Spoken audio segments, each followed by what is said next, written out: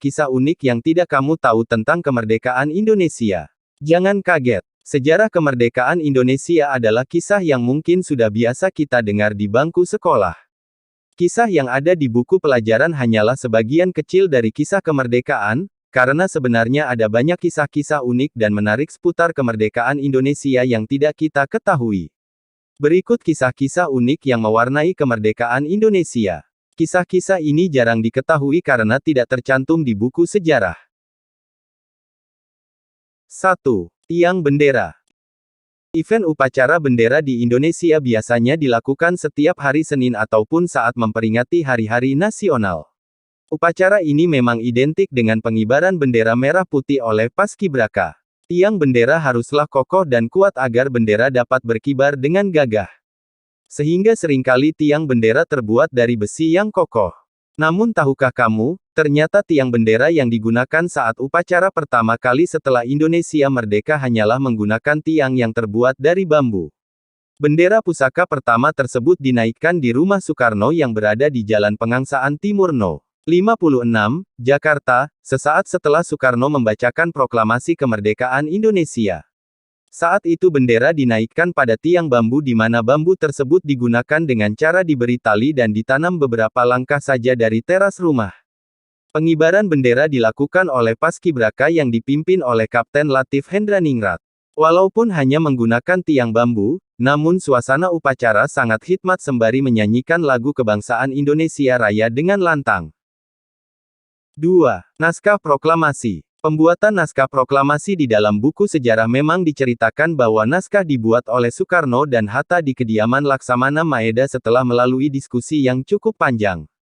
Naskah asli teks proklamasi kemerdekaan Indonesia ditulis tangan oleh Bung Karno dan didikte oleh Bung Hatta sekitar pukul 4 pagi pada tanggal 17 Agustus tahun 1945. Setelah selesai, Bung Karno kemudian memberikan naskah itu kepada para pemuda yang berkumpul di rumahnya. Naskah itu selanjutnya diketik oleh Sayuti Melik. Namun ternyata, menurut seorang yang mengaku bekas tentara buatan Jepang, pembela tanah air peta, bernama Andaryoko menyatakan jika setelah naskah asli yang didikte dan ditulis oleh Bung Karno dan Bung Hatta itu diketik oleh Sayuti Melik, naskah tulisan tangan tersebut sempat dibuang ke tong sampah oleh Sayuti Melik karena dianggap tidak diperlukan lagi. Untungnya naskah tersebut diselamatkan oleh B.M. Diah, seorang putra asal Aceh yang juga adalah tokoh pers, pejuang kemerdekaan, diplomat, dan pengusaha Indonesia.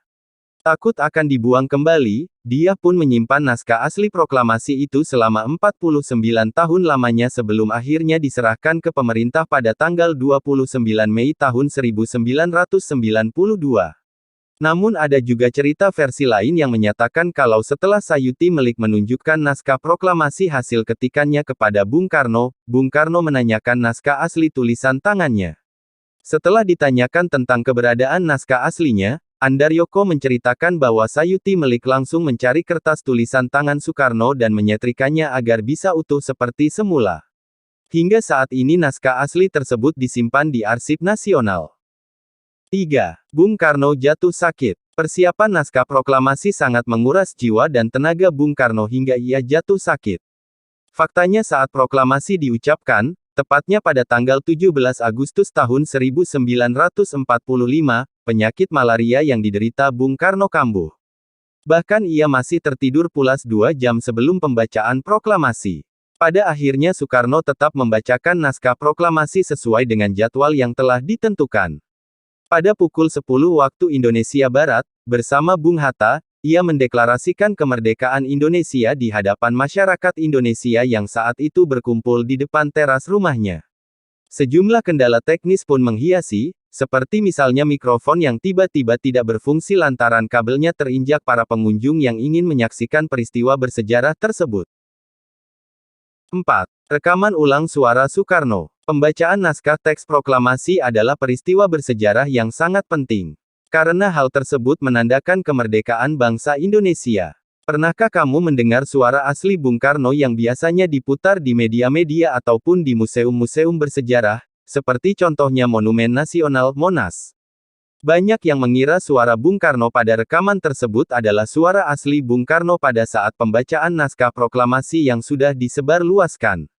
Padahal sebenarnya, suara tersebut bukanlah suara asli yang direkam langsung saat pembacaan proklamasi pada tanggal 17 Agustus tahun 1945, melainkan sekitar tahun 1950 atau sekitar 5 tahun setelah kemerdekaan. Jika bukan karena Jusuf Ronodipuro yang merupakan pendiri RRI, meminta Presiden Soekarno kembali merekam pembacaan teks proklamasi kemerdekaan, maka, sekarang kita tidak dapat mendengar suara Soekarno saat membacakan naskah proklamasi. Karena Soekarno beranggapan pembacaan teks proklamasi hanya berlaku satu kali dan tidak bisa diulang, maka hanya akan dibacakan satu kali saja. Argumentasi Jusuf membuat Bung Karno berpikir ulang mengenai keputusannya. Hingga akhirnya Bung Karno setuju suaranya direkam sekali lagi pada saat membacakan naskah proklamasi. Setelah sesi rekaman itu barulah teks proklamasi mulai digandakan pada tahun 1959 hingga sekarang akhirnya bisa kita dengar.